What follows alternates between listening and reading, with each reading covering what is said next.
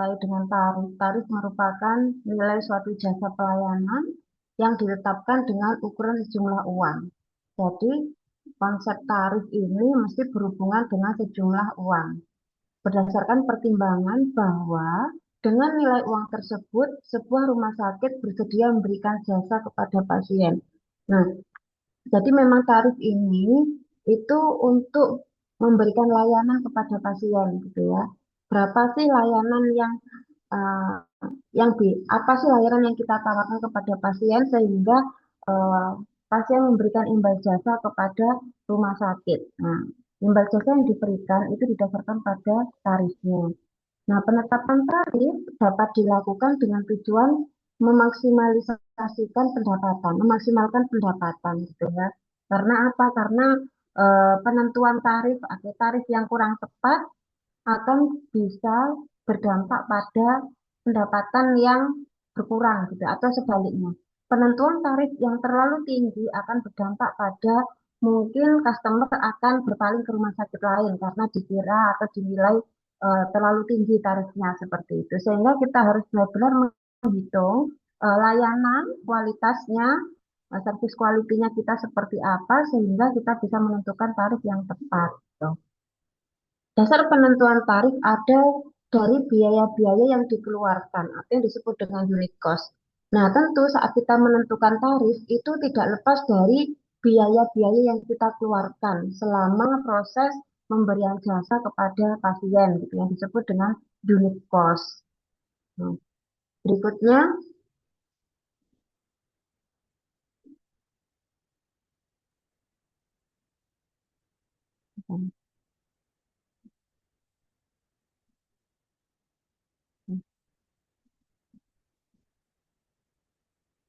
nah, terus manfaat penentuan tarif di sini adalah penetapan tarif untuk pemulihan biaya dalam artian begini, saat kita memberikan jasa, memberikan layanan, mesti ada biaya yang kita keluarkan. Nah, dengan adanya penentuan tarif, kita bisa memulihkan biaya atau sejumlah uang yang sudah kita korbankan atau sudah kita keluarkan sebelumnya. Sehingga dengan adanya tarif, kemudian pasien itu membayar sejumlah tarif tersebut, maka akan terjadi pemulihan biaya, gitu ya, akan balik ya, akan kembali sejumlah biaya yang sudah kita keluarkan. Penetapan tarif untuk subsidi silang. Nah, ini mungkin kebijakan dari rumah sakit itu sendiri ya. Jadi untuk penetapan tarif ini bisa dilakukan subsidi silang, misalnya antara yang BPJS dengan Mandiri seperti itu, sehingga tarifnya kan berbeda. Itu mungkin ada konsep subsidi silang. Tapi kembali lagi ini tergantung dengan kebijakan rumah sakit itu sendiri, gitu ya. Nah, terus meningkatkan akses pelayanan otomatis karena sejumlah tarif itu akan memberikan akses dan mutu pelayanan ya. Setiap tarif akan mutunya akan berbeda, aksesnya juga akan berbeda tergantung dari tarif itu sendiri. Dan yang terakhir manfaat penentuan tarif yaitu mengurangi pesaing, memaksimalkan pendapatan, meminimalkan penggunaan atau menciptakan corporate image. Jadi di sini dengan tarif itu memang suatu image yang bisa kita tawarkan gitu ya. Salah satu brand image yang kita bisa tawarkan. Jadi kita bisa ketahui bahwa kita akan melihat rumah sakit A gitu ya. Rumah sakit A mungkin begini, oh di situ tarifnya ringan, pelayanannya juga bagus, atau di tarif A, oh jangan di situ tarifnya ringan sih tapi pelayanannya nggak bagus, nah begitu. Terus ada juga oh tarifnya tinggi tapi ya cocok dengan layanannya juga bagus, nah seperti itu. Jadi bisa bisa menjadi brand image ya terhadap corporate atau rumah sakit itu sendiri. Nah, otomatis ini juga akan berpengaruh terhadap persaingan antar rumah sakit, gitu ya. Karena apa? Karena eh, bisa memberikan layanan yang baik dengan apa itu dengan perhitungan tarif yang efisien itu bisa menjadi image yang bagus otomatis akan menjadi competitive advantage gitu ya apa eh, daya tarik sendiri bagi perusahaan sehingga mengalahkan pesaing gitu ya. Terus, sebentar saya stop screen sebentar ya.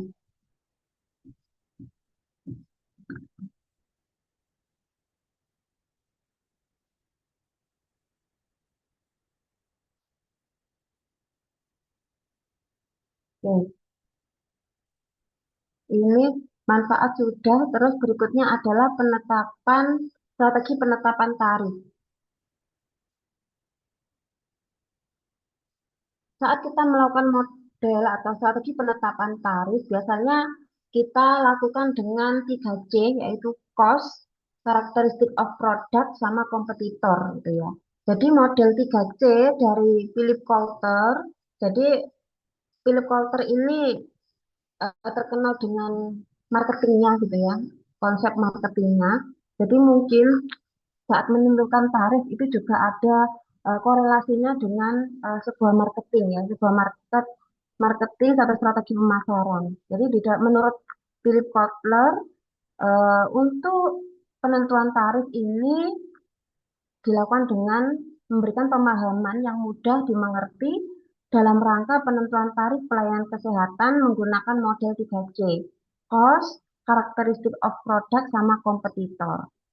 Cost atau informasi tentang unit cost atau unit biaya menjadi salah satu kunci dalam strategi pentarifan rumah sakit. Jadi saat kita menentukan biaya-biaya apa saja yang digunakan untuk memberikan layanan jasa rawat inap, identifikasi biaya apa saja yang digunakan untuk layanan laboratorium misalnya. Terus kemudian unit biaya apa saja ya yang dikeluarkan untuk misalnya operasi dengan case tertentu. Nah, penentuan cost atau unit cost di dalam pentarifan ini itu merupakan salah satu strategi di mana jika salah dalam mengidentifikasi biaya gitu kan, itu akan membuat tarif kita tidak realistis gitu. Nah, misalnya kurang menentukan tarifnya, kurang menentukan biaya yang dikeluarkan, terus kemudian salah menetapkan standar biayanya, itu juga akan bisa menjadikan pentarifan menjadi tidak pas atau tidak realistis gitu, tidak sesuai dengan bionya. Tuh. Terus kemudian karakteristik of product ini adalah informasi yang terkait dengan sejauh mana konsumen menghargai karakteristik produk yang ditawarkan. Informasi ini terkait dengan willingness to pay dan ability to pay. Jadi bagaimana kita akan bisa menyamakan ya atau apa karakteristik produk kita, layanan kita dengan biaya yang kita keluarkan gitu ya. Jadi menyetarakan jenis layanan dengan biayanya. Itu masuk ke karakteristik of product. Terus yang terakhir adalah kompetitor. Jadi yang kita harus pertimbangkan yang ketiga adalah kompetitor, informasi tentang pesaing, terutama tarif yang ditentukan oleh pesaing. Informasi ini sangat menentukan dalam kondisi memiliki pesaing. Jadi rumah sakit yang memiliki pesaing. Biasanya rumah sakit yang memiliki pesaing itu ya rumah sakit swasta begitu ya. Karena kalau rumah sakit negeri kan sudah di backup secara finansial ya mungkin dari pemerintah. Tapi kalau rumah sakit swasta ini dia harus punya keunggulan bersaing ya, competitive advantage, produk apa atau karakteristik of produk apa yang memang di situ unggul gitu dalam rumah sakit itu sehingga mampu mengungguli pesaingnya. Tuh.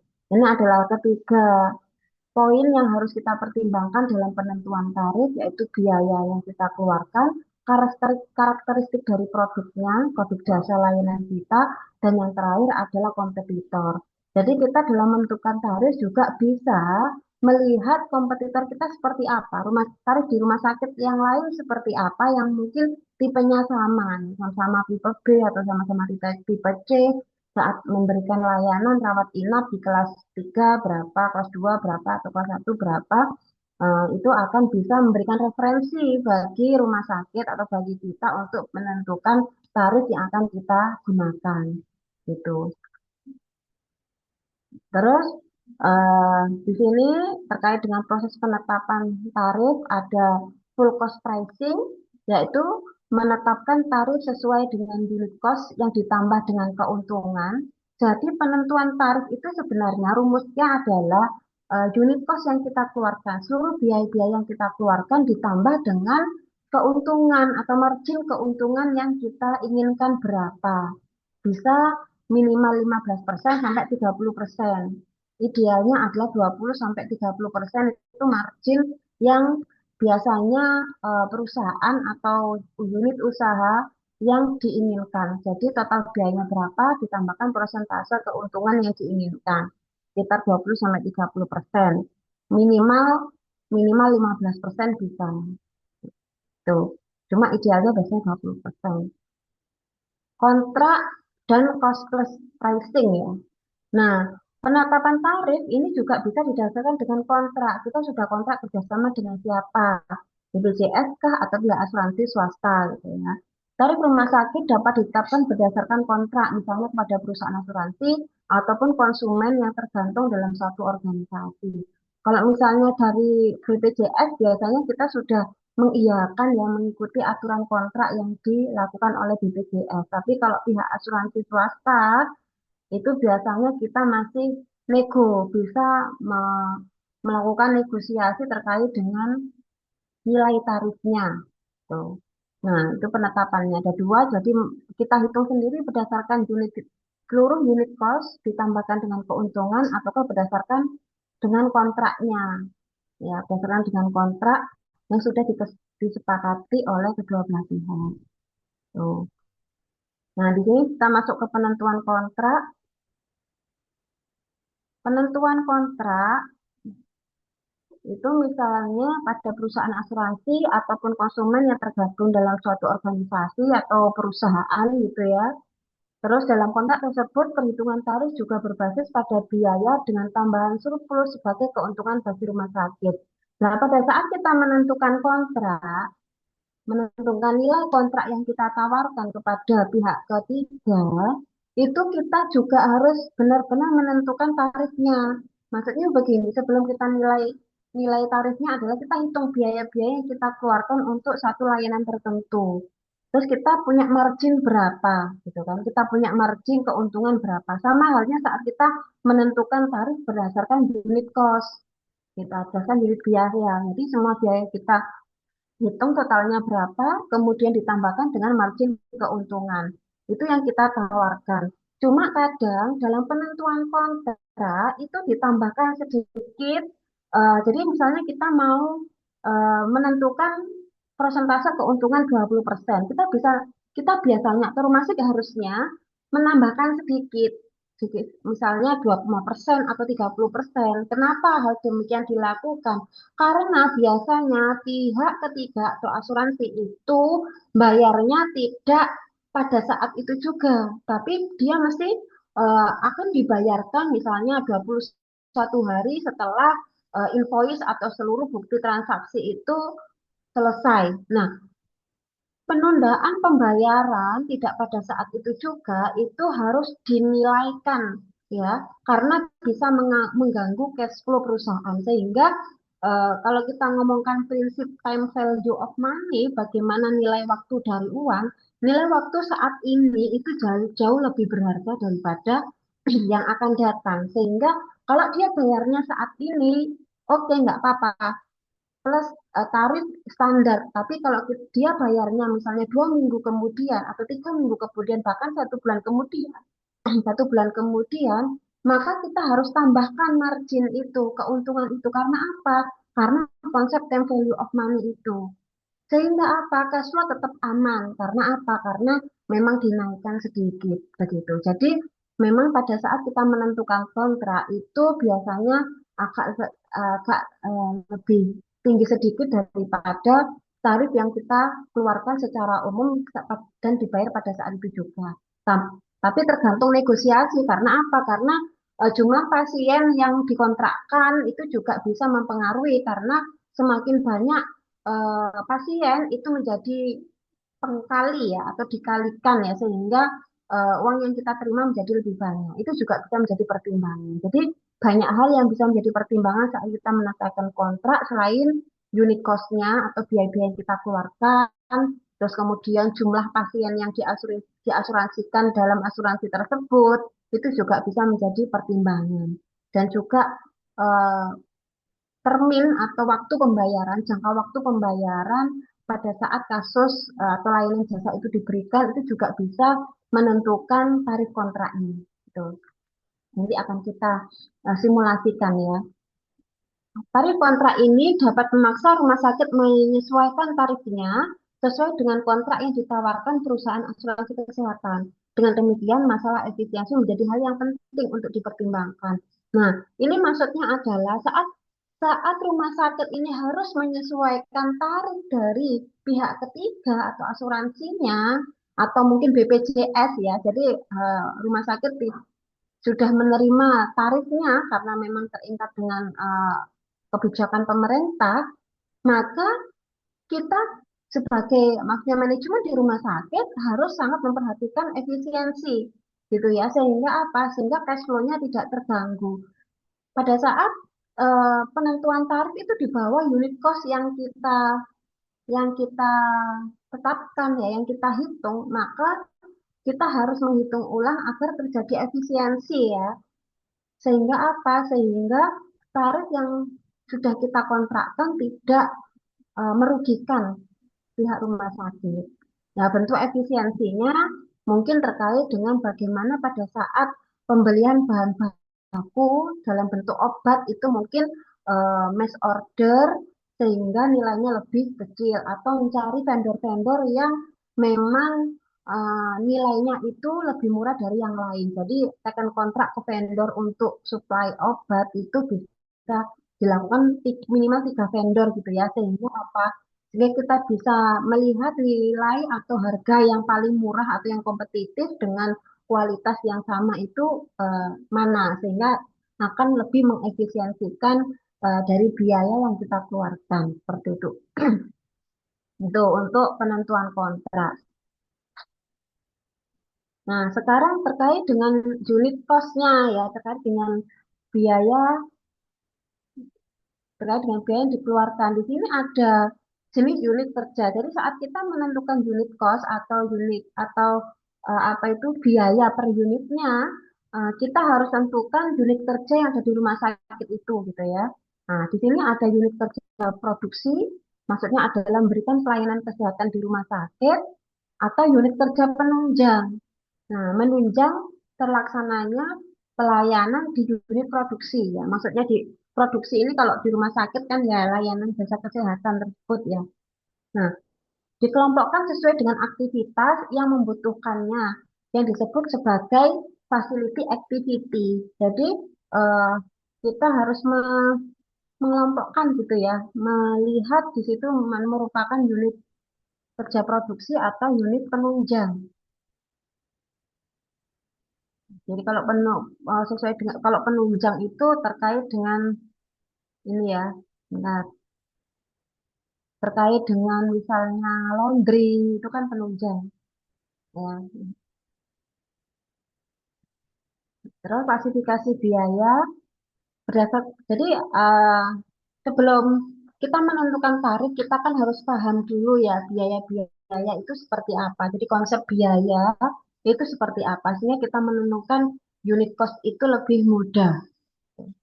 Jadi yang pertama klasifikasi biaya berdasarkan hubungan dengan fungsi dan aktivitas sumber biaya.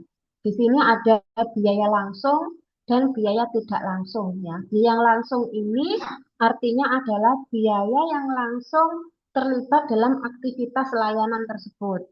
Nah, kalau biaya tidak langsung ini adalah biaya penunjang ya yang tidak eh, langsung terlibat dalam aktivitas produksi atau aktivitas layanan gitu. Terus ada lama penggunaan objeknya. Jadi ada biaya investasi atau harus dikaitkan dengan depresiasi atau penyusutan, ada biaya operasional, ada biaya pemeliharaan. Nah, itu klasifikasi biaya berdasarkan hubungan dengan fungsi dan aktivitas sumber biaya dan juga klasifikasi biaya berdasarkan dengan lama penggunaan objek. Misalnya kayak biaya investasi ya. Ini misalnya saat kita membeli bed gitu ya, membeli bed untuk pasien, itu kan bagian dari investasi karena kita beli aset tetap berupa bed. Nah, pada saat kita memberikan aset tetap berupa bed, itu mesti ada penyusutannya. Setiap tahun kita susutkan. Penyusutan karena apa? Karena penyusutan itu dilakukan karena pada saat kita beli ya dengan 1 tahun lagi nilai fungsinya ini akan berkurang. Maka kita sebut itu namanya penyusutan. Misalnya untuk bed satu unitnya 5 juta, saat ini harga pelorannya 5 juta. Apakah di tahun berikutnya, tahun depan nilai bed itu tetap 5 juta? Enggak ya, tidak. Karena apa? Karena sudah dipakai selama 1 tahun. Nah, pada saat pemakaian ini masih ada penurunan nilai ekonomisnya. Nah, penurunan nilai ekonomisnya itu yang kita sebut dengan depresiasi atau penyusutan. Jadi aset tetap itu mengalami penyusutan. Bagaimana penentuan penyusutan tersebut? Itu kita lihat perhitungan menggunakan rumus garis lurus atau saldo menurun. Kalau menggunakan garis lurus yang biasanya dipakai oleh eh, lebih general, lebih sering dipakai karena perhitungannya mudah, itu adalah mengurangi nilai itu setiap tahun yang nilainya itu sama. Misalnya kita ngomongkan depresiasinya berapa persen gitu ya. Misalnya 10%, maka kita kurangkan 10% di setiap tahun sehingga misalnya bed itu saat ini belinya 5 juta, mungkin tahun depan nilainya menjadi 4 juta gitu ya. Sampai umur ekonomisnya dirasa sudah selesai gitu. Itu contohnya. Nah, makanya pada saat kita mengklasifikasikan biaya harusnya bed itu juga akan dimasukkan dalam penentuan tarif gitu ya. Tuh. Terus biaya operasional. Ya, biaya operasional ini terkait dengan aktivitas administrasinya ya. Ini jadi itu adalah klasifikasi biaya berdasarkan penggunaan objeknya. Terus biaya pemeliharaan ini terkait dengan sarana dan prasarana, mungkin gedungnya, renovasi, pemeliharaan, alat-alat medis, seperti itu. Itu untuk biaya pemeliharaan. Biaya, fungsi, dan aktivitas sumber biaya. Nah, tadi ada biaya langsung atau yang disebut dengan direct cost. Biaya yang digunakan untuk melakukan proses produksi secara langsung. Ada biaya habis pakai secara langsung ya, biaya tenaga kerja langsung sama biaya alat medis. Ini masuk ke direct cost ya. Misalnya obat, terus injeksi itu biaya habis pakai langsung. Terus perawat itu tenaga kerja langsung yang memang dia bersentuhan langsung ya dengan pasien atau SDM medis. Tuh, terus biaya alat medis ini yang dimasukkan dalam direct cost adalah depresiasinya gitu ya. Misalnya dia pakai eh, bed tadi atau nebulizer itu kan juga alat medis. Itu juga bisa dibebankan jadi biaya langsung yang memang dia dia ambil fasilitas itu. Gitu. Terus biaya tidak langsung itu adalah biaya yang digunakan untuk menunjang keberhasilan proses produksi atau yang sering disebut dengan overhead cost ya. Biaya overhead itu biaya tidak langsung atau biaya lain-lain, biaya penunjang. Contohnya adalah biaya di dalam unit produksi selain biaya langsung ya.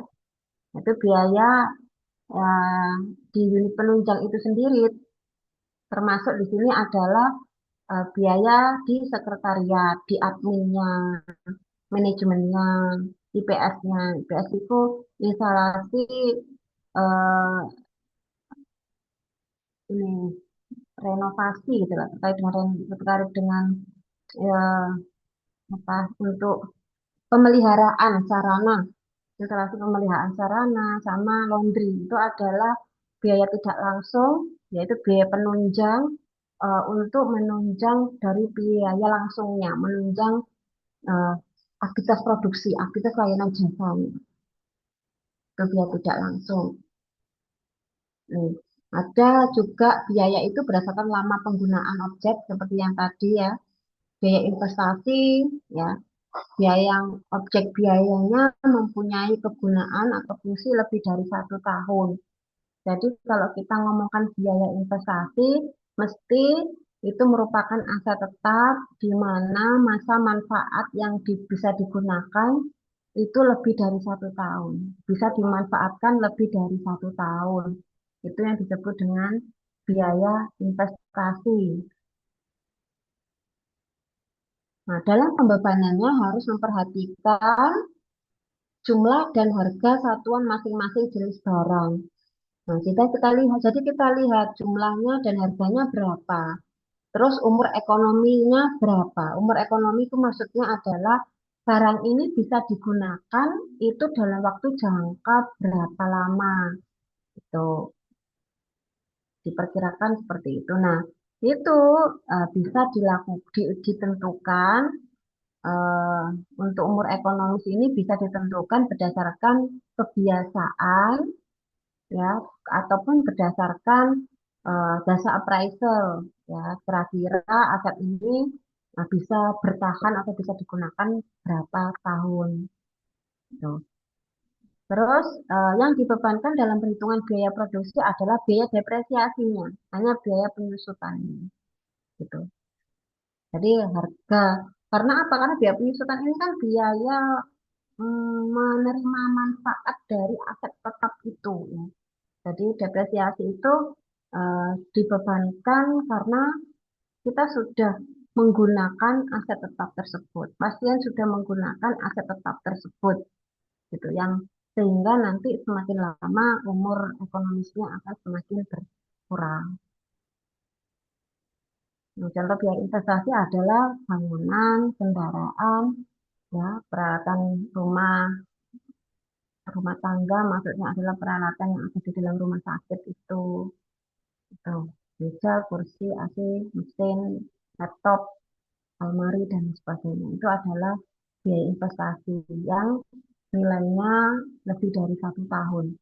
Yang masa umur ekonomisnya lebih dari 1 tahun. Itu disebut dengan biaya investasi.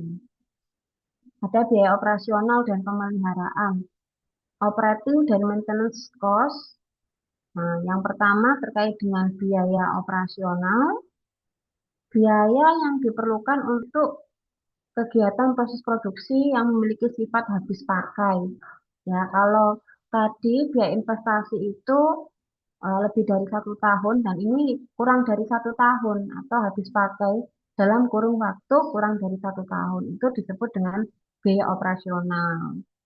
Ya, biaya habis pakai non medis, biaya listrik, telepon, seragam seragam ini tergantung dari kualitas ya. Kalau memang kualitasnya bagus mungkin bisa lebih dari 1 tahun dimasukkan dalam biaya investasi. Tapi kalau memang seragamnya batik gitu ya batik terus kemudian batiknya tipis, nah mungkin kurang dari 1 tahun sudah warnanya berubah dari pembelian awal itu bisa dimasukkan ke biaya operasional yang nilainya kurang dari 1 tahun.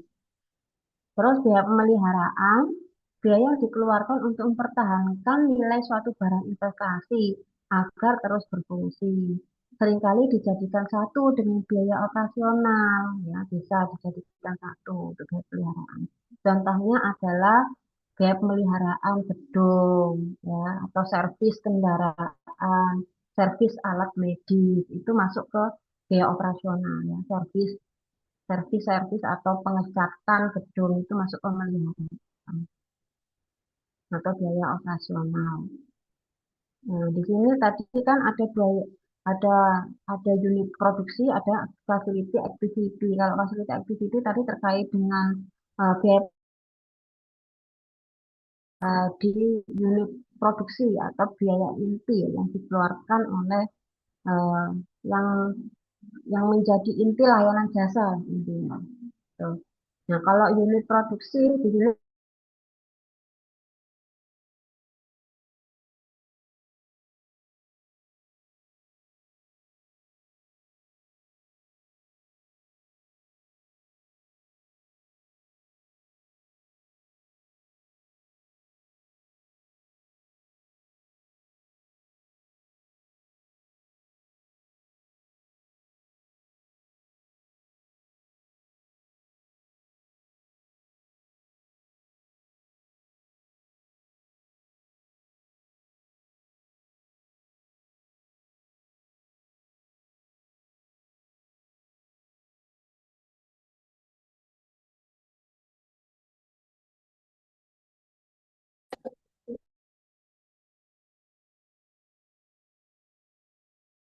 mohon maaf, koneksi saya terputus. Oke, baik, saya lanjutkan kembali ya. Nah, terkait dengan biaya gitu ya. Nah, kita tadi berbicara tentang unit cost atau biaya satuan gitu ya. Apa sih sebenarnya gitu ya biaya satuan itu? Yaitu jumlah biaya yang dibutuhkan untuk menghasilkan satu satuan output dari produk pelayanan rumah sakit. Jadi maksudnya adalah setiap kali kita melakukan satu kali layanan, itu biaya apa saja yang kita keluarkan gitu ya. Itu namanya unit cost. Tadi biaya biaya yang kita keluarkan tadi ada biaya langsung dan biaya tidak langsung gitu ya, atau biaya penunjang. Tuh, untuk eh, penentuan unit cost itu ya, penentuan unit cost per produk itu biasanya rumusnya adalah biaya langsung ditambah biaya tidak langsung per produk ya, atau per layanan jasa. Biaya langsung tadi adalah biaya yang langsung terkait dengan layanan jasa itu. Misalnya biaya dokter, perawat, itu biaya langsung, obat itu langsung. Kalau tidak langsung terkait dengan biaya penunjang, misalnya laundry gitu ya, laundry atau mungkin cleaning service itu adalah biaya tidak langsung ya, pada saat perawatan di rawat inap, ada cleaning service gitu, itu merupakan biaya tidak langsung. Memang dia membersihkan kamar, cuma tidak terkait dengan eh, kesehatan gitu ya, pelayanan medisnya. Itu adalah biaya penunjang, biaya tidak langsung gitu. Dan juga bisa ditambahkan biaya depresiasi atau biaya penyusutan.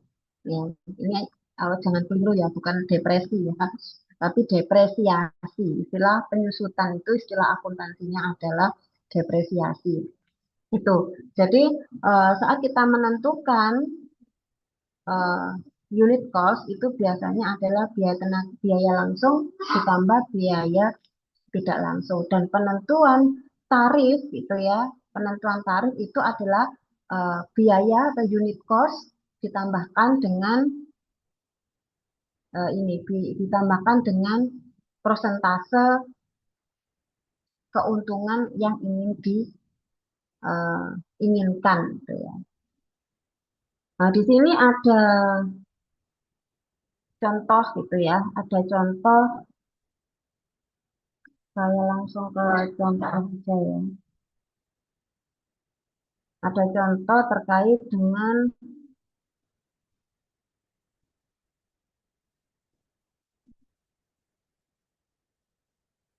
rawat inap gitu ya, penentuan tarif rawat inap. Tuh. Jadi contoh kasusnya di sini, nah contoh kasusnya Rumah Sakit Sehat Sentosa ingin menentukan tarif rawat inap kelas 3 untuk tahun 2026. Manajemen mengumpulkan data biaya. Kita harus menentukan data biaya.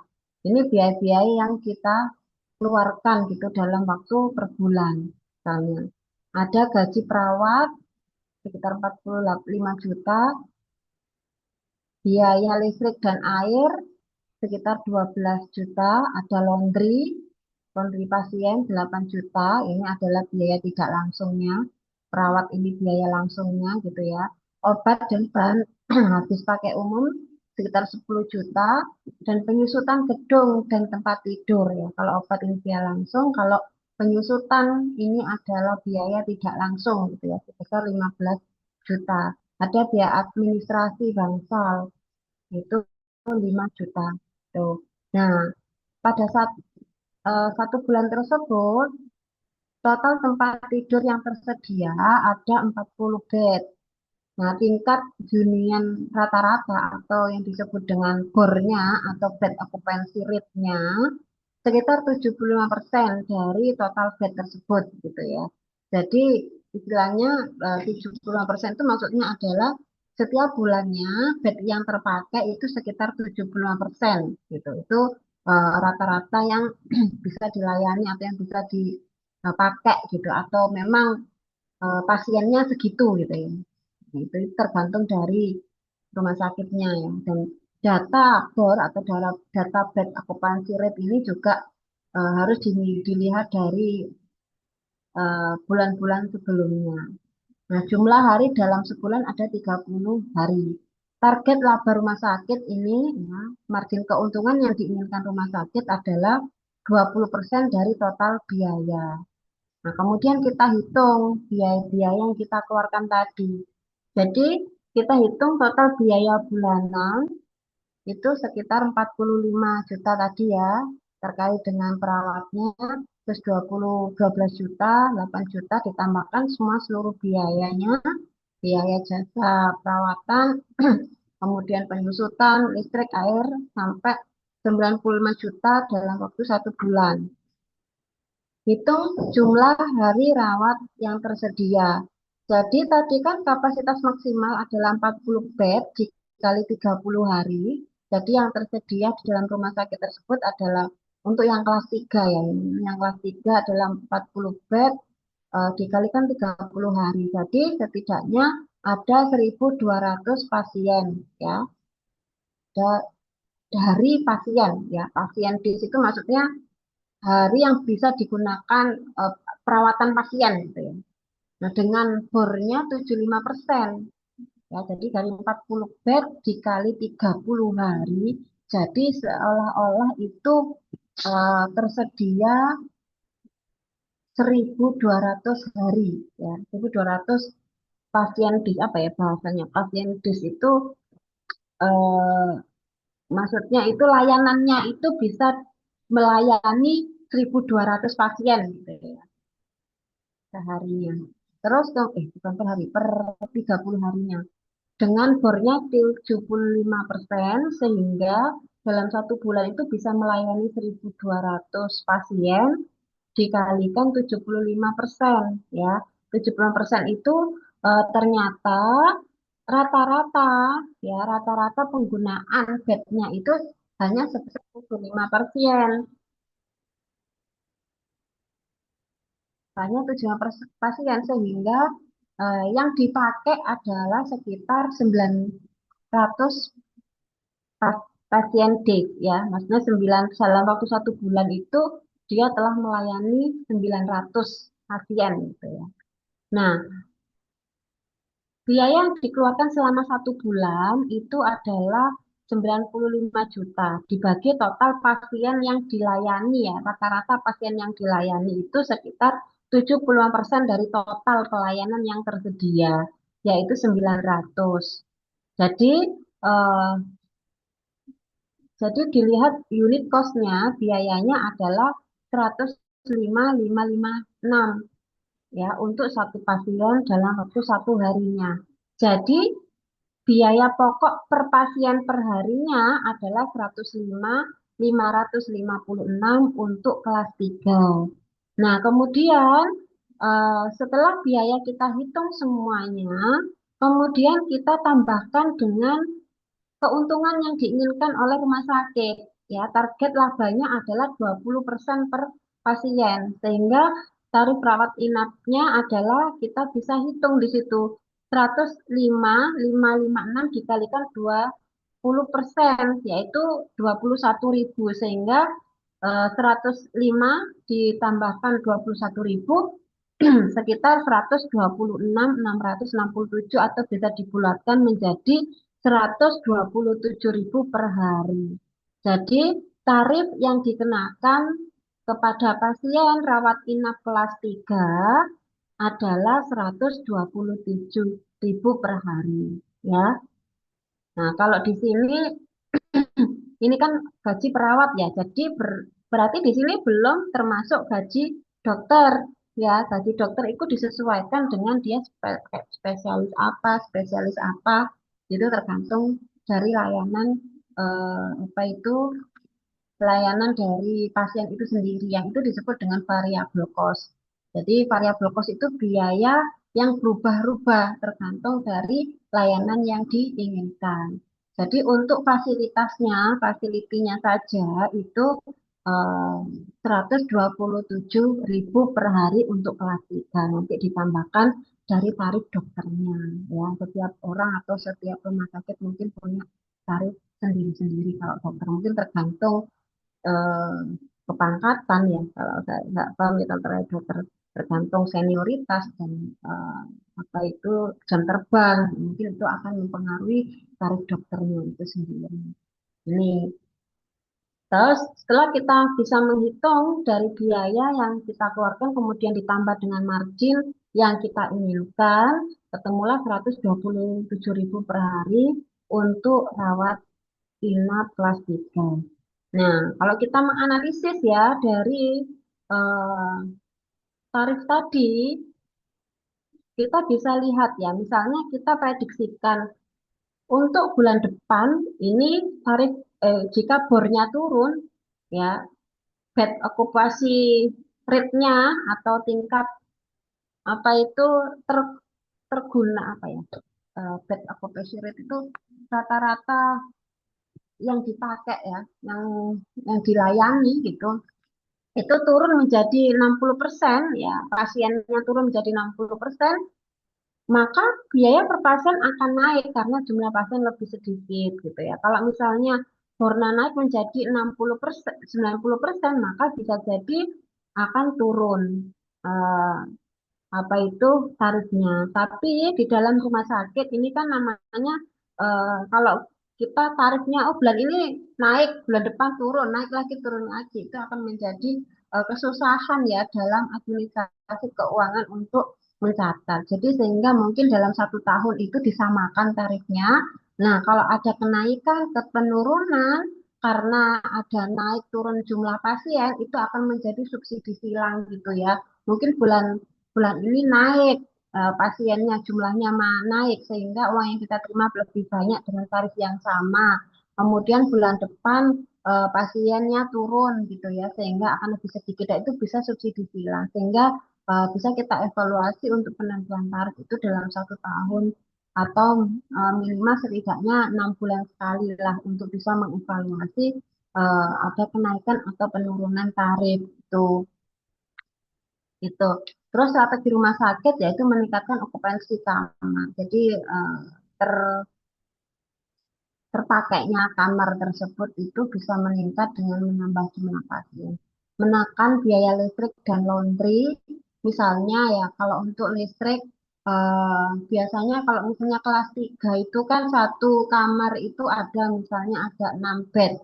Nah, di atasnya setiap bed itu ada lampunya masing-masing. Mungkin pada saat tidak ada pasien yang ada di bed itu bisa dimatikan gitu ya. Jadi sehingga tidak nyala semua lampu.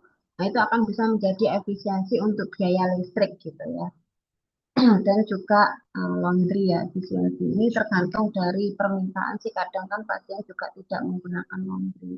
Atau kalau di sini laundry terkait dengan laundry bed dan atau ini ya laundry spray sama selimutnya rumah sakit itu beda lagi. Berarti kalau efisiensi itu dimaksimalkan jumlah kapasitas mesin cucinya gitu ya. Kalau misalnya eh, hanya ada spray sedikit terus kemudian dicuci, itu akan tidak efisien, tapi harusnya dimaksimalkan nilai atau kapasitas dari mesin cucinya itu sehingga bisa lebih efisien. Ini juga harus berkoordinasi dengan pihak laundry itu sendiri ya. Terus menyesuaikan tarif dengan kelas pelayanan pesaing. Jadi saat kita menentukan tarif tadi misalnya kelas 3 adalah 127 per hari per pasien. Maka kita lihat pesaing kita berapa gitu ya, sehingga eh, kita bisa kompetitif gitu, nggak terlalu rendah atau tidak terlalu ketinggian gitu. Jadi bisa selisih tapi selisihnya nggak terlalu banyak, masih kompetitif ya, masih relevan gitu. Nah, kita bisa juga melihat tarif kelas layanan pesaing sehingga kita bisa masih aman. Ya. Misalnya tadi 127 pesaing, 135 misalnya untuk satu harinya. Atau kita bisa naikkan dibulatkan 130 lah, itu masih worth it lah, masih bagus gitu ya. Misalkan tidak terlalu lebih tinggi daripada pesaing. Kalau kita lebih tinggi nilai kita lebih tinggi dengan pelayanan yang sama, itu bisa lah, bisa saja nanti pasien akan ini ya akan beralih ke rumah sakit yang lain. Ya, meskipun ini layanan medis, tapi tetap kompetitif ya. Masih ada persaingan seperti layaknya perusahaan sektor produksi ya, atau sektor manufaktur. Nah, sekolah ini harus terjaga. Memisahkan tarif kamar dan tarif tindakan medis. Nah, ini bisa dilakukan ya, karena apa? Karena setiap tindakan itu akan berbeda eh, tarifnya. Jadi kan hanya tarif kamar. Tindakan medis dan dokter itu tergantung dari kebutuhan pasien itu sendiri. Karena memang treatment untuk masing-masing pasien itu berbeda. Sehingga itu dipisahkan. Jadi tarif kamarnya saja hanya 127, nanti ditambahkan dokter, ditambahkan tindakan medis yang dilakukan, itu akan menambah dari yang harus dibayarkan oleh pasien, jumlah yang harus dibayarkan oleh pasien. Oke, sampai di sini ada yang didiskusikan, mungkin silakan.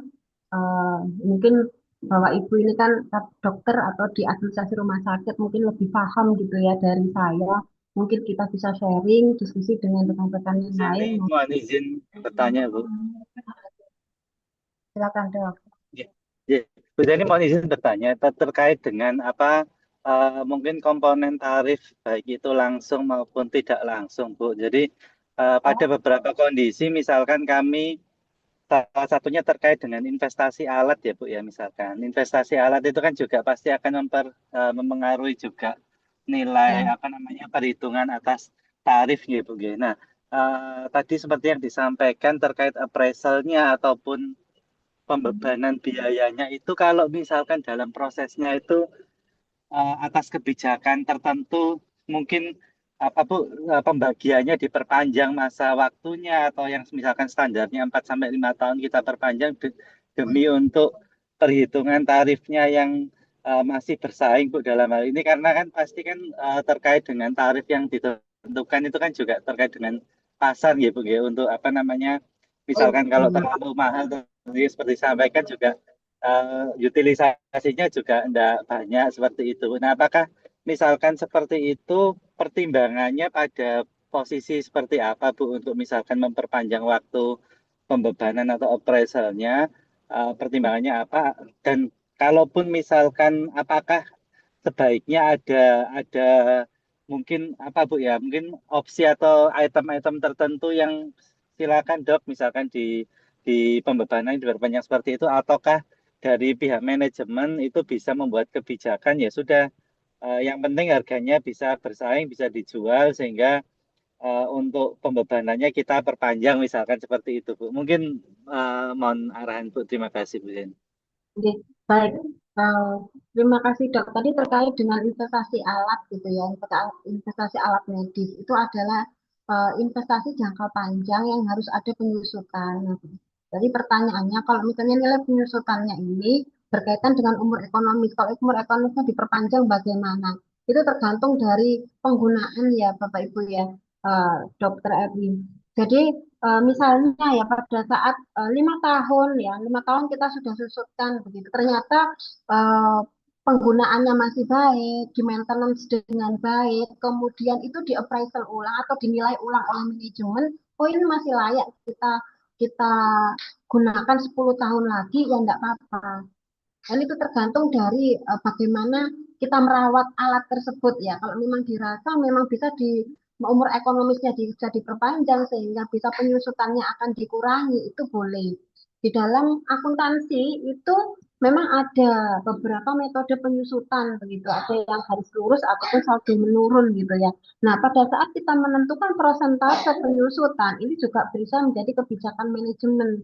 Ada yang penyusutannya setiap tahun 5%, ada yang 10%, tergantung dari bagaimana manajemen itu atau pihak rumah sakit itu merawat alat itu. Kalau misalnya makainya sembarangan ya, bahasa Jawanya ini asal-asalan dan tidak di maintenance dengan baik, tidak di servis, ya itu akan menjadi nilainya akan menjadi sangat turun begitu. Jadi boleh Pak. Jadi pihak manajemen itu dalam artian boleh menentukan tarif prosentase penyusutannya tergantung dari kebijakan manajemen.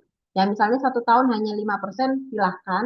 Kan itu juga tergantung dari jumlah pasiennya begitu. Kalau memang alat itu digunakan hanya pasiennya sedikit, itu bisa mungkin akan menambah umur ekonomisnya. Jadi yang mengetahui seberapa sering alat itu digunakan gitu ya. Kalau misalnya CT scan gitu ya, mungkin di swasta misalnya itu akan lebih jarang gitu daripada di RSUD. Nah, itu juga akan bisa berbeda umur ekonomisnya karena mungkin jarang dipakai sama tiap hari itu bisa ratusan bisa ratusan pasien gitu ya. Itu juga akan bisa menentukan eh, penyusutan nilai penyusutannya gitu, sehingga bisa dilakukan justifikasi ulang misalnya dalam waktu 5 tahun gitu ya. Harusnya kalau setiap tahun kita susutkan 5%, 5%, mungkin 5 tahun ke depan harusnya nilai umur ekonomisnya tinggal misalnya 10 juta. Ternyata kita lihat, oh ini masih bagus ini mesin kita. Oke, berarti kita appraisal ulang, kita nilai ulang bahwa di sini nilainya 30 juta di umur ekonomi di tahun kelima. Nggih, monggo silakan gitu ya. Sehingga bisa menjadi kebijakan rumah sakit dilihat dari kondisi real dari aset tersebut begitu, Dok. Termasuk mungkin menyesuaikan ini ya Bu Zeni, apa terkait dengan perhitungan FS-nya kan wonten target, misalkan ada target pendapatan atas alat terkait atau jumlah pasiennya. Nah itu nanti juga bisa disesuaikan dengan misalkan ada tarif apa tarif promo atau tarif paket sehingga memang nilai apa sesuai targetnya itu juga bisa tercapai dan penyusutan atau pembebanannya itu juga bisa sesuai gitu Bu berarti Bu. Ya, ya. Oke, jadi apa itu tarifnya juga bisa lebih kompetitif begitu ya, Dok ya. Ya, baik Bu, terima kasih Bu. Selamat siang Bu Zeni. Selamat siang Bu Zeni.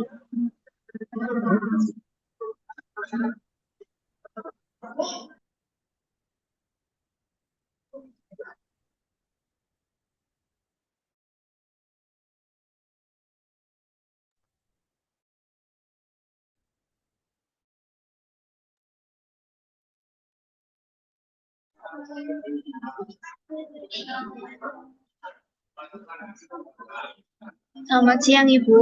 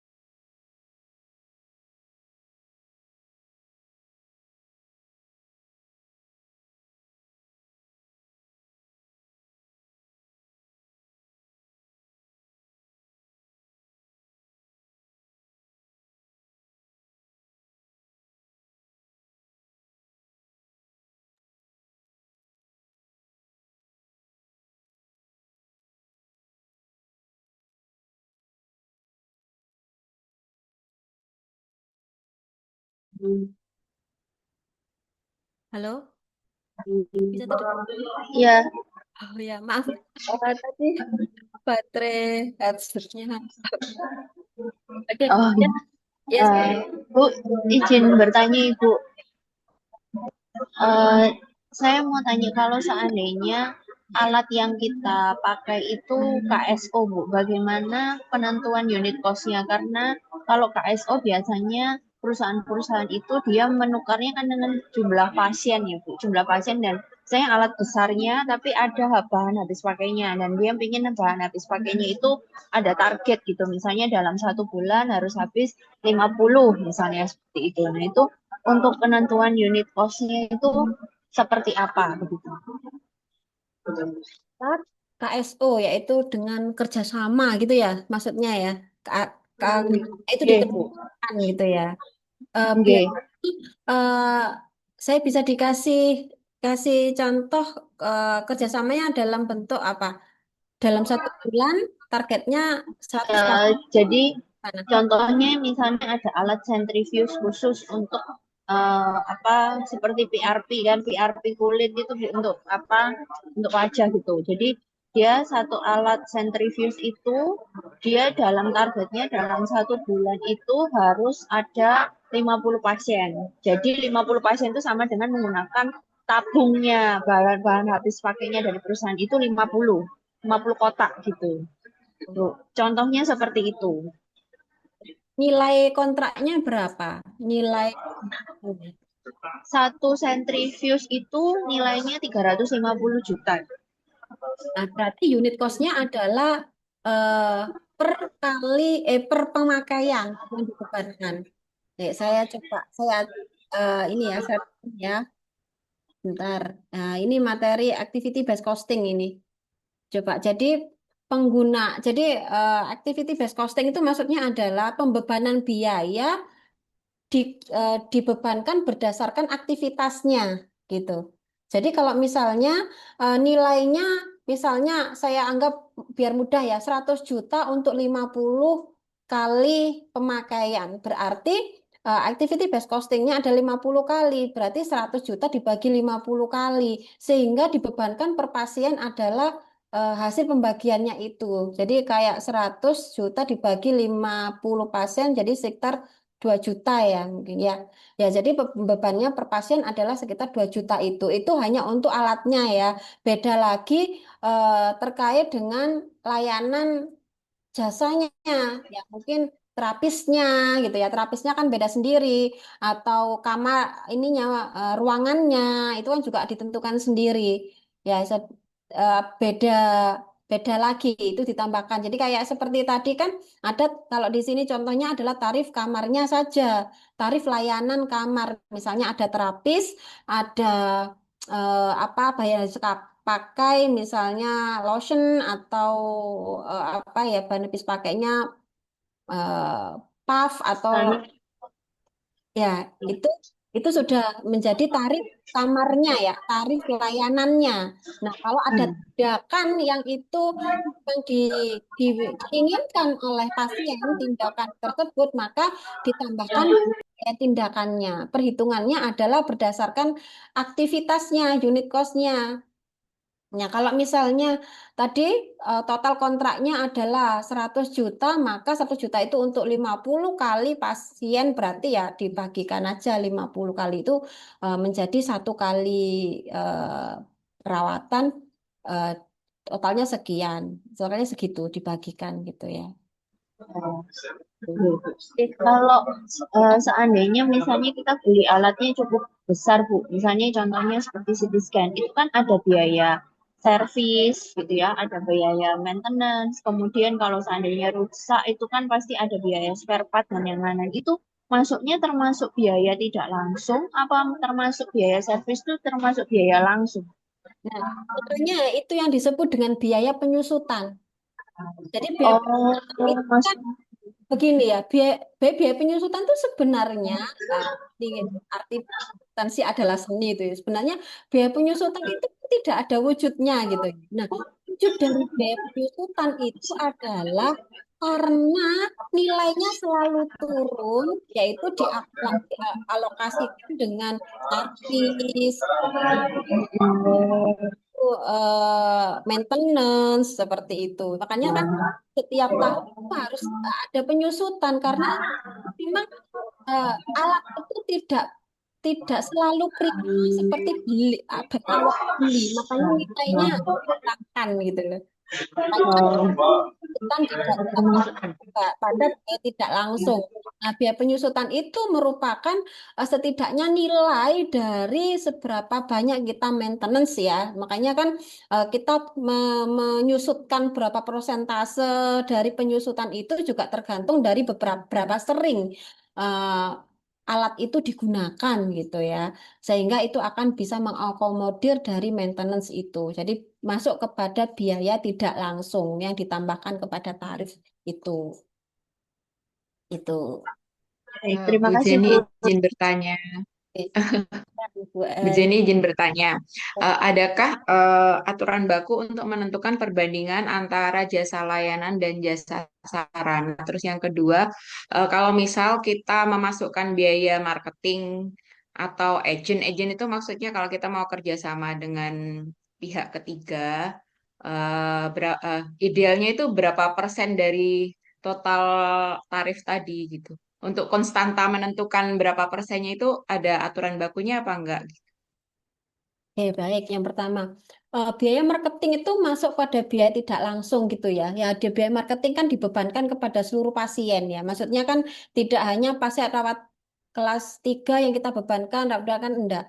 Nah, untuk persentasenya memang tidak ada tergantung dari bagaimana ikhtiar atau usaha dari marketing itu sendiri ya, Bu ya. Maksudnya kan marketing kita dengan beberapa media begitu ya atau dengan pakai baliho atau pakai videotron gitu kan itu kan berarti nilainya kan lebih banyak gitu ya jadi kalau misalnya kita mau bebankan ya nilai dari aktivitas promosi itu, jadi mungkin kita bebankan kepada bornya.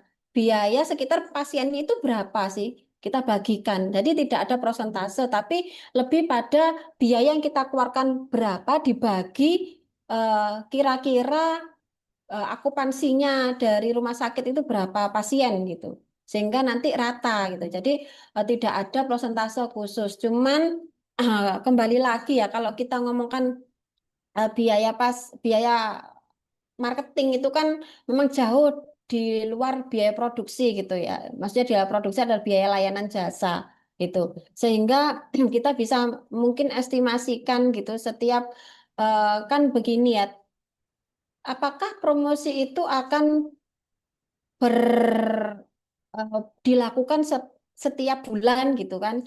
Ataukah tidak gitu ya, Bu ya. Jadi kalau misalnya setiap bulan kita lakukan promosi ya nanti akan pembebanan ke tarifnya akan terlalu tinggi gitu ya maksudnya akan dibebankan terlalu tinggi kalau misalnya kita melakukan promosinya itu eh, misalnya 1 tahun gitu atau 2 bulan atau 3 bulan sekali akan menjadi lebih ringan karena nanti akan dibagi per pasien itu dibagi rata per pasien dari total biaya marketingnya. Itu mungkin yang bisa yang saya sampaikan. Jadi tidak ada prosentase khusus, cuma total biayanya kan kita tahu ya biaya realnya berapa gitu. Kalau kita menggunakan membuat anggaran, baru kita ngomongkan prosentase biaya marketing berapa. Tapi kalau pembebanan berarti kan sudah terrealisasi marketing yang sudah kita laksanakan itu nilainya berapa rupiah, kemudian kita bagi dengan okupansi, kita tambahkan dulu ke biayanya ke total biaya, kemudian kita bagi ke akupasi BOR-nya. Begitu. Itu yang terkait dengan marketing. Terus yang awal tadi, ngapunten, napa Bu bagaimana? Eh, presentasi ideal perbandingan jasa layanan dan jasa sarana ya, Bu Seni. Oke, kalau jasa sarana itu tadi kita tambahkan seluruh biaya-biaya yang kita keluarkan itu biaya sarana. Jadi kalau misalnya kita ngomongkan tarif kamar ya sarana-sarana yang ada di kamar itu begitu. Kalau biaya layanan itu terkait dengan layanan apa yang digunakan atau yang di yang harus dilaksanakan oleh pasien gitu ya berdasarkan saran dokter. Jadi tidak ada prosentase, Bu. Cuman di sini kan kalau di tarif kalau tarif untuk kamar itu kan sudah fix ya, kita sudah tentukan berdasarkan biaya-biaya. Tapi kalau layanan itu kan tergantung dari pasien. Ada pasien yang butuh rongsen, ada pasien yang tidak misalnya. Ada pasien yang butuh laboratorium, ada yang tidak begitu. Jadi tidak ada prosentase kalau layanan, tapi berdasarkan kebutuhan dari pasien itu sendiri. Sehingga kita tambahkan dari biaya rate dari kamar itu. Jadi mungkin setiap pasien akan berbeda nanti total biayanya. Ya karena apa? Karena biaya layanannya juga akan berbeda. Mungkin dokter ya yang satu pasien hanya pakai dokter umum saja.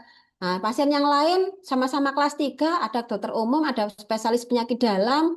Nah, itu kan akan menambah biaya layanan.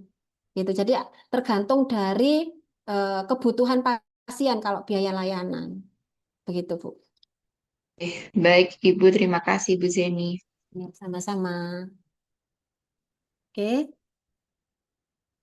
Ya, saya lanjutkan ke ini ya, apa itu terkait dengan kontrak ya.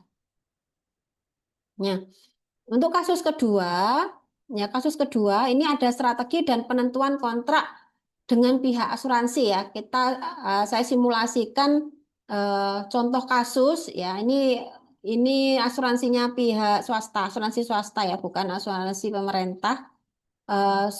Rumah Sakit Sehat Medika ingin menjalin kerjasama layanan rawat inap dengan PT Aman Proteksi Asuransi atau asuransi di situ. Pihak asuransi memiliki 8.000 peserta aktif di wilayah kota tersebut dan membutuhkan rumah sakit rekanan dengan layanan yang cepat, yang tarif kompetitif, serta mutu layanan yang baik. Nah, rumah sakit ingin ingin mendapatkan tambahan pasien. Ya, dan meningkatkan okupansi tempat tidurnya atau BOR-nya tadi, rata-rata keterpakaian tempat tidurnya gitu kan, dan memperoleh pendapatan yang stabil. Sehingga rumah sakit ini memperhitungkan terkait dengan tawaran dari kerjasama dengan PT Aman Proteksi Insurance tersebut. Nah, di sini ada case-nya asuransi mengusulkan tarif rawat inap kelas standarnya sebesar 350 per hari. Ini mungkin kelas 1 gitu ya mungkin ya. Tarif rawat inapnya eh, untuk PT Aman Proteksi, jadi tarif rawat inapnya kelas standar adalah 350 per hari. Sedangkan biaya real rumah sakit mencapai 320.000 per hari. Jadi maksudnya di sini adalah rumah sakit itu biaya yang dikeluarkannya saja itu 320 per hari per kamar gitu ya. Terus asuransi mengusulkan aku mau kerjasama dengan rumah sakitmu gitu ya, rumah sakitmu. Tapi eh, ak- bisa apakah bisa tarifnya 350 per hari kan begitu. Nah, akhirnya di pihak rumah sakit merasa itu terlalu mepet dengan real cost-nya. Dia tidak ada margin, belum menambahkan margin di situ, gitu kan. Jadi 320 itu belum margin yang dia inginkan. Nah, intinya keberatan gitu ya. Selain itu, klaim dari pihak asuransi dibayarkan 45 hari setelah tagihan sehingga potensi mengganggu arus kas. Nah, jadi kita akan dihadapkan dalam permasalahan ini ya. Jadi kok kok apa itu eh, tarif dari asuransi kok terlalu mepet dengan biaya yang saya keluarkan, terus apa itu dibayarkan 45 hari. Ini bagaimana? Saya tolak atau saya terima begitu kan bahasanya. Nah, kalau misalnya kita sebagai pihak manajemen serta-merta langsung menolak itu menjadi tidak ini ya, maksudnya berpikiran tidak strategis gitu. Padahal dengan 8.000 peserta asuransi itu dimaksudkan untuk maksudnya bisa menambah peluang untuk pasien baru masuk. Terus pendapatan juga akan menjadi bertambah kalau kita kerjasama. Nah, makanya kita harus melakukan negosiasi nih. Kan istilahnya kayak kalau di pasar gitu ya, bahasa tanda kutipnya ya. Kalau di pasar ini namanya tawar-menawar ya. Kalau pihak asuransi itu biasanya kita melakukan negosiasi, nggak langsung, oh nggak bisa gitu kan, nanti nggak etis gitu. Maksudnya akan bagian marketing atau bagian kerjasamanya ini berarti kurang kurang sip ya dalam melakukan negosiasi ya. Jadi namanya kerjasama. Jadi harus ada win-win solution di situ. Nah, kita tawarkan nih. Jadi kita analisis dulu. Oh, sebentar Pak ya, kita analisis dulu apakah dengan tawaran dari rumah sakit dengan biaya 350 itu apakah sudah sesuai dengan kebutuhan biaya kita ataukah tidak gitu kan bahasanya. Nah, kemudian pihak rumah sakit ini sebelum negosiasi dia analisis ulang nih, akan analisis ulang bahwasanya biaya tetapnya ya ada 150 per bulan, 180 per bulan dengan biaya variabel atau biaya apa itu tidak langsungnya 220 dengan okupansinya 60%. Jadi setiap setiap bulan itu setidaknya ada 60% bed yang terpakai. Dan rumah sakit menyadari bahwa tambahan pasien dari asuransi dapat membantu menutupi biaya tetap tersebut. Nah, kemudian dihitung. Jadi total dari biaya itu kan biaya pokoknya kan 320. 3 maaf, 180. Oh, ini 100, maaf ya. Balik 180. Nah, jadi tadi biayanya adalah 320. Ya, terus kemudian dia menginginkan minimal margin lah. Minimal ini margin sudah mepet banget nih 15%. Ya, harusnya kan minimal sekitar 20 sampai 30%. Nah, ini kalau kita tambahkan margin, margin maksudnya keuntungan yang kita inginkan, tarif per harinya adalah 368 begitu ya. Terus padahal padahal pihak asuransinya mintanya 350. Sedangkan kita hitung ketemunya 385 begitu. Jadi kita tawarkan kan misalnya kalau 38 36 maaf 368 bagaimana kan begitu kan, harusnya kan begitu. Terus kemudian ada beberapa strategi ya, ada beberapa strategi yang bisa dilakukan oleh rumah sakit gitu ya, atau pihak kerjasama. Jadi tarif negosiasinya kan 368 per hari ya, target negosiasinya ya, maksudnya rumah sakit akan mendapatkan keuntungan jika dia bisa bernegosiasi dengan harga 368 per hari. Nah, asuransi tadi 350. Jadi bagaimana iso naikkan gitu kan di negosiasi. Adalah penawaran value added atau nilai tambah begitu ya. Jadi rumah sakit mampu memberikan beberapa penawaran dengan layanan yang terbaik, yaitu layanan admisi cepat maksimal 30 menit, ada ruang khusus peserta asuransi gitu ya, ada dikhususkan hanya untuk peserta asuransi misalnya, atau dashboard klaim digital, ada dokter spesialis yang lengkap, nah itu jadi ada value added atau nilai-nilai tambah yang mungkin ditawarkan oleh rumah sakit gitu ya. Jadi dikasih clue kebaikan-kebaikan atau apa value added nilai tambah rumah sakit untuk bisa menarik atau bisa meyakinkan pihak asuransi begitu loh, pihak asuransi itu. Jadi asuransi meminta tarif rendah karena volume pasien diperkirakan tinggi, yaitu sekitar 1.200 hari rawat per tahun. Jadi dia eh, minta tetap minta kekeh untuk tarifnya rendah gitu ya, karena dia bisa memberikan setidaknya adalah 1.200 hari per tahun ya untuk member asuransi atau orang yang terikut dalam asuransi tersebut. Nah, rumah sakit kemudian memberikan clue gitu ya, tawaran gitu ya.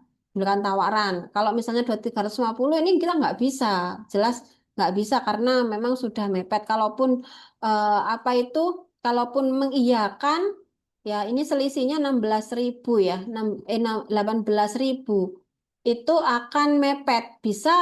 Mungkin bisa 150.000, tapi bayarnya langsung gitu. Itu boleh.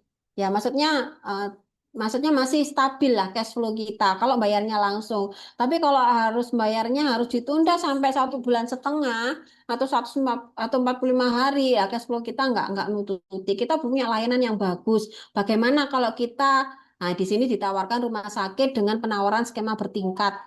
Mungkin 100 hari pertama gitu atau 1.000 hari pertama atau 1.000 perawatan pertama, 1.000 orang pertama gitu ya dalam satu tahun itu kita tarifnya 375 gitu ya dengan setelah itu kita turunkan menjadi 360 gitu ya kan.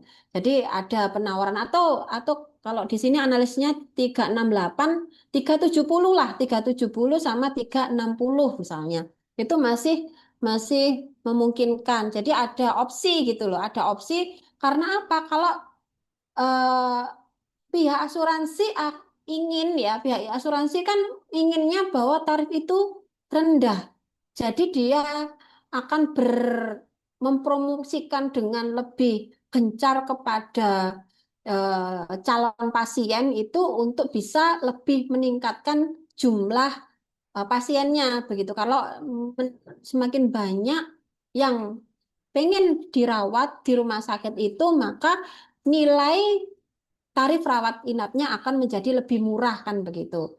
Sehingga juga win-win solution. Sehingga kalau di atas 1.200 hari rawat, maka dia akan dikenakan tarif cuma rendah 360 gitu. Kalau sebelumnya ada 375, maka dia secepatnya ingin berusaha untuk melebihi target gitu. Sehingga bisa dimungkinkan bahwa pihak asuransi menyetujui opsi dengan adanya skema bertingkat itu. Misalnya 1.000 pasien pertama tarifnya sekian ya, terus 1.000 pasien berikutnya tarifnya lebih murah gitu ya. Ya kayak di parkiran gitu loh. Kayak parkiran kan 3 jam atau 1 jam pertama tarifnya 5.000, 2 jam berikutnya tarifnya, nah, itu kan untuk strategi marketing saja gitu ya.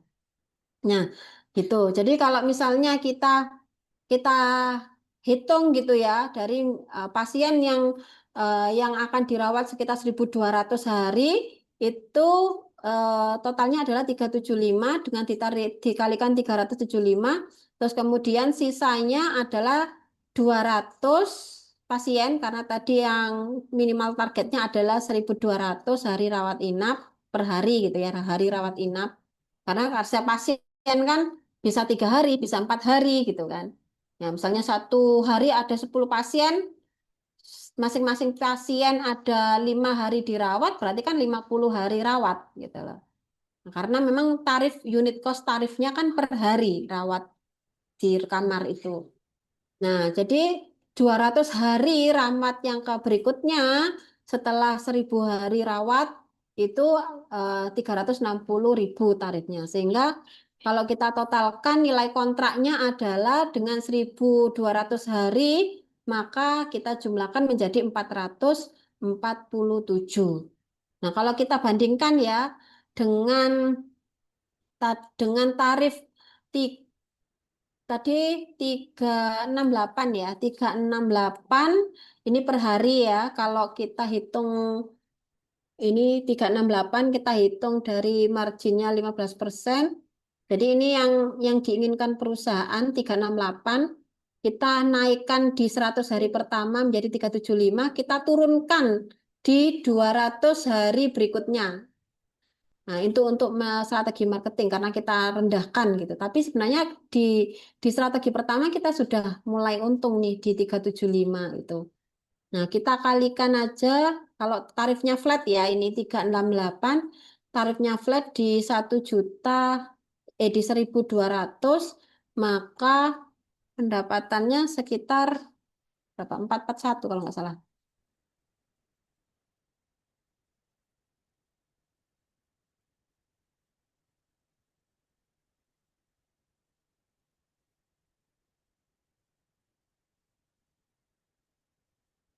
Yang 441 ya. Jadi masih untung gitu ya. Masih sekitar sekian lah.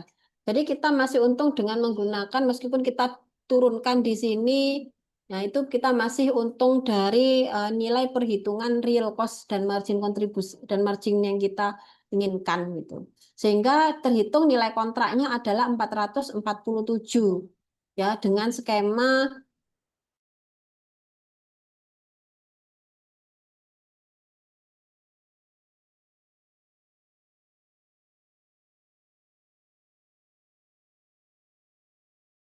juga. Kalau misalnya di sini 130, ya 170, untung nggak gitu loh. Kita masih untung nggak? Misalnya 170 di sini.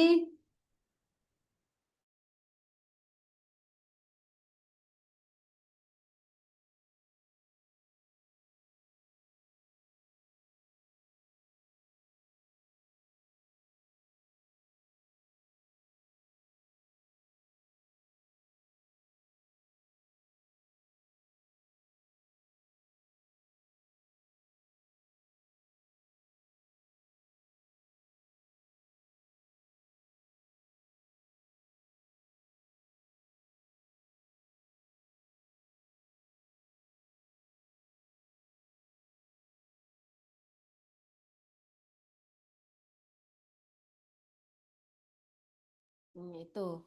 Jadi memang manajemen rumah sakit itu perlu banyak strategi dan perhitungan ya, mana yang kira-kira bisa menarik pihak eksternal, pihak asuransi, tapi tetap tidak merugikan rumah sakit dan apa itu pendapatnya bisa naik ya. Jadi di situ bisa kita, nah klausal penting yang bisa disepakati adalah pembayaran klaim maksimal 21 hari Pak, jangan 45 hari, nanti begini begini begini, atau jadi saling nego lah, atau 30 hari dengan saat setelah invoice lengkap. Evaluasi tarif tiap 2 bulan, 12 bulan. Jadi tarif itu bisa diperbaiki lagi setelah 1 tahun begitu ya, karena memang mungkin ada kenaikan, ada penurunan dari biaya yang dikeluarkan. Penalti keterlambatan pembayaran jika nanti pihak asuransi terlambat atau lebih dari 21 hari atau lebih dari kesepakatan, ada penalti 1% per bulan gitu. Audit utilitas setiap semester. Tapi kalau misalnya kita memang ingin mentarget ya, maksudnya dari pihak asuransi, maka di rumah sakit pun juga harus bertanggung jawab terhadap utilitasnya ya. Maksudnya kita audit utilitasnya ini masih bagus enggak, layanannya masih bagus enggak, sarprasnya masih oke enggak, alat-alat medisnya masih bisa berfungsi dengan baik enggak, itu juga harus ini ya harus diseimbangkan. Kita mau mentarget pihak asuransi bayar sekian kepada kita, tapi layanan kita tidak bisa dipertanggungjawabkan. Itu akan menjadi ini ya tidak retention ya, atau tidak akan mengulangi kerjasama dengan kita lagi. Jadi kita bisa mempertahankan kualitas itu sehingga tidak hanya mungkin akan berkembang ke pihak asuransi yang lain gitu ya. Standar mutu dan kepuasan pasien minimal 85% ya. Jadi mungkin bisa dipertahankan atau bisa ditingkatkan. Karena kita sudah memberikan tarif sekian, maka kita juga harus bertanggung jawab terhadap tarif atau value added yang sudah kita tawarkan di awal itu tadi. Gitu. Jadi pada saat melakukan kontrak gitu ya, kita tidak fokus tarif ya. Jangan kalau fokus kepada tarif ya, kita tidak akan mengiyakan kontrak tadi. Aduh jauh, ini nggak bisa. Nah itu kalau kita fokus kepada tarif. Tapi kalau kita juga volume pasien itu juga bisa menjadi pengkali dari tarif itu yang bisa menambah pendapatan, kita akan bernegosiasi dan memberikan angka-angka yang mungkin terbaik untuk dengan kerjasama gitu ya. Menawarkan layanan bernilai tambah, mengamankan arus kas melalui klausal pembayaran. Jadi pembayarannya berapa sih termin yang memang bisa ditoleransi gitu ya kepada dua belah pihak gitu. Terus membuat tarif bertingkat sehingga kedua pihak diuntungkan. Kayak tadi misalnya bisa menggunakan strategi tarif bertingkat misalnya 50 atau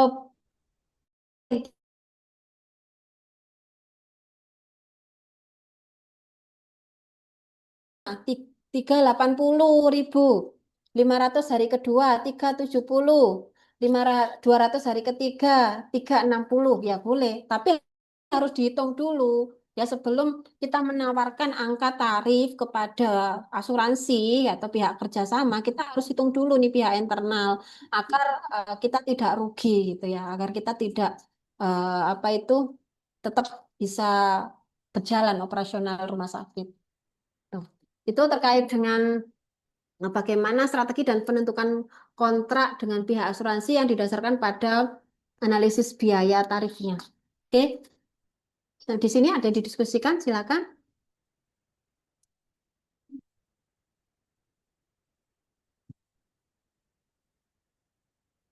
Ada yang mungkin bisa di-sharingkan gitu ya. Jadi terkait dengan rumah sakit, sehingga saya juga menambah pemahaman saya terkait kasus khusus gitu ya di rumah sakit. Jadi kita sama-sama belajar di sini. Ya, atau sudah cukup untuk pertemuan pada sore hari ini? Sudah cukup? Ya, Kalau, Bu. kalau cukup mungkin bisa kita akhiri ya. Nanti materinya akan saya share ke PCMK. Itu ya, Bapak Ibu ya. Oke, terima kasih sekali. Oke.